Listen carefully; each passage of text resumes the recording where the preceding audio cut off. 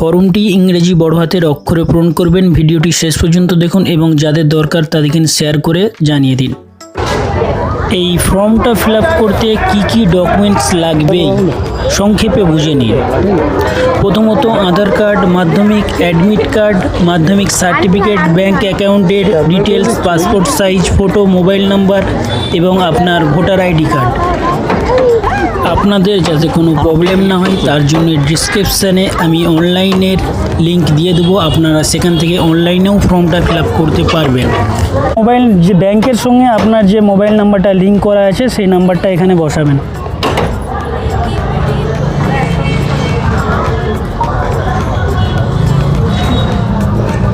একলা এপ্রিল 2026 থেকে টাকা দেওয়া শুরু হবে। 15 থেকে 26 ফেব্রুয়ারির মধ্যে আবেদন প্রক্রিয়া শেষ হয়ে যাবে। অনলাইনে এবং অফলাইনে আপনারা ফর্মটা ফিল আপ করে জমা দিয়ে দেবেন।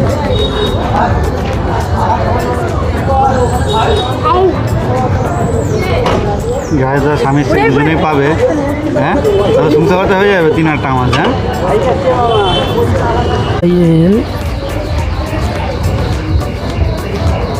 কি লিখলি এটাতে? না দিলেও চলবে, লিখে দিয়েছি। ইমেল আইডি দেওয়ার দরকার নেই, দিলি দিয়ে দে, না দিলেও চলবে। ডেট অফ বার্থ,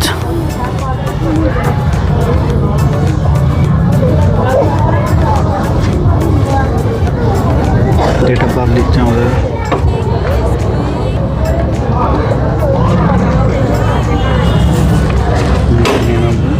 এবার এখানে বসাতে হবে 26 তারিখে বয়স কত, 1/4/2026। Father's name. মামারা কি করতে দেখুন, এখানে মামারা বসে আছে।